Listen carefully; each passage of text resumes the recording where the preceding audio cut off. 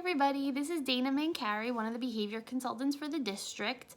I hope everyone's feeling well right now. I'm just going to briefly go over this week's PowerPoint presentation, which is on reinforcement, in case any of you are interested in setting up a reinforcement schedule for your child. The PowerPoint's more comprehensive and it's a nice little guide for you. And then on Friday at 11, we'll be doing the Q&A again, just as we did last week, to answer any questions that you may have. So when setting up the reinforcement schedule, the first thing you're going to want to do is you're going to want to choose your target behavior. A lot of times, people tend to focus on what the negative behavior looks like: tantruming, screaming, throwing themselves on the floor, stomping their feet. But when we're looking for a reinforcement schedule, the target behavior we're talking about is what appropriate behavior do we want to see increase to replace that maladaptive behavior. So it might be sitting quietly, working with their hands to themselves, protesting but at an appropriate volume, asking nicely for a break. A lot of times communication skills that's the appropriate behavior that we would look to see increase to replace a maladaptive behavior. So in developing your reinforcement system, the first thing is to see what is it that we're really looking to target. And you want to be specific. So that's going to help you be more clear with your expectations to your child as you develop the system.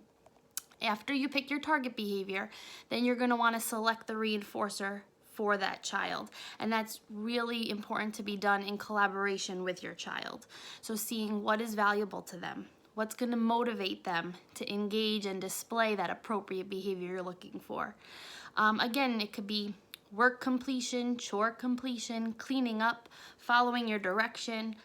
These are all different examples of the target behavior, and then the reinforcer could be extra playtime with mommy or daddy. It could be picking out a game to play with you. It might have to be an edible. It might have to be an electronic. Anything that's readily available at your disposal that is okay for them to earn pretty much immediately after displaying that appropriate behavior. So you want to make sure that the child is picking something that you have, that you can give right there on the spot. So you're going to select the reinforcer. And then you want to make clear expectations. So first this, then that. First you sit through your math lesson, then you're going to earn this. You know your child best. So in between that contingency, you may have to give ongoing attention as a reinforcer as well. Pat on the back, some positive praise. I love the way you're sitting there for your lesson. I love the way you're sitting nicely in your seat right now. They might like hugs, they might like tickles. But again, no one knows your child like you. Your child might not want to be interrupted while they're actually engaging in that appropriate behavior. They might want space while they're engaging in that appropriate behavior. So it's important to know what your child really truly desires, and that's going to help motivate them to perform the appropriate behavior you're looking for. There's three big tenets when we're looking at how we provide a form of reinforcement. The first one is that it's done pretty much immediately upon the exhibited appropriate behavior. So if you say you need to finish this by 10 a.m., the reinforcer that they earn should be given pretty much right around that mark.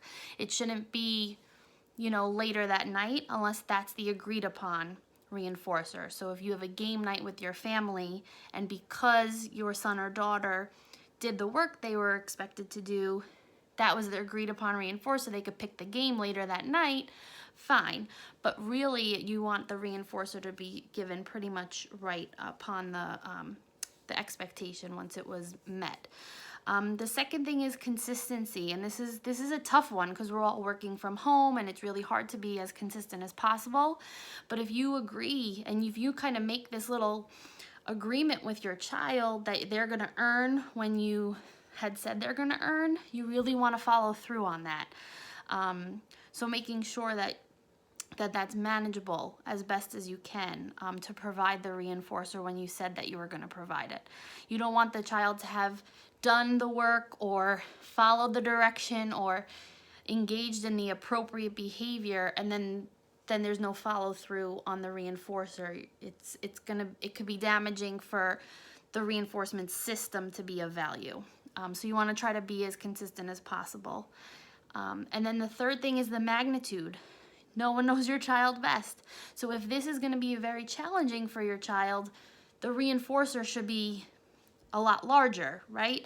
So if it's a struggle for the child just to sit for a few minutes, then they might need a really large break, or something really potent, really strong for them following it. So you want to make sure the magnitude of the reinforcer matches the work output or the response effort that you're looking for from the student. The other thing is to make sure you're clearly stating those expectations. The contingency part is very important. It shouldn't be vague. It's finish this worksheet, then you earn this. After this is done, then this is what you're gonna have. And again, it's so tough when we're working from home and we're doing a lot of different things, but if there's not a choice in the matter for the student, then you want to state the request. It's time to clean up. You need to go put your spoon and your fork and your plate in the sink, and then X, Y, or Z. Not, can you go clean that up? Because if the child says no, you just ask the question. So then, of course, the child really is within their right to say, no, I don't want to do that. So if you're giving a direction, or you're stating an expectation, or you're stating a contingency, it should be stated, not asked. And then when there are opportunities to ask, then you ask the question. But we work on that a lot within the schools. You know, if a teacher says, can you answer this question? And the student says no, well, you just ask them to do that. And so they said no, and they said no appropriately. So it's answer this, or you're gonna have to do this, or can you do that? Then if they say no, you have to honor that. You want appropriate communication back and forth. Again, you could always embed choices when having to do any work or chores. You're gonna be doing math and reading this morning. Which would you like to do first, though? You're going to be, vacuuming and putting your laundry away. Which one would you rather do first? So you could give them choices in between, but stating that these are both getting done, so that it's just very clear what the expectations are. And just remember, if you want to see a behavior repeated, there's going to need to be a form of reinforcement to follow that behavior you want to see increase. We, of course, want our students to just intrinsically be motivated to learn, to intrinsically love learning and want to be in front of this computer learning, but it's really not natural for any of us. We're all learning and adapting. As I'm making this video, I'm not even sure I can get it to the computer because it's on my phone, right? So this is just not a natural learning process. So that's why reinforcement is going to be huge in motivating these children and our children to be learning in a whole new way, and their parents' role changing from parent to a little bit of a teacher, and that's a huge adjustment too.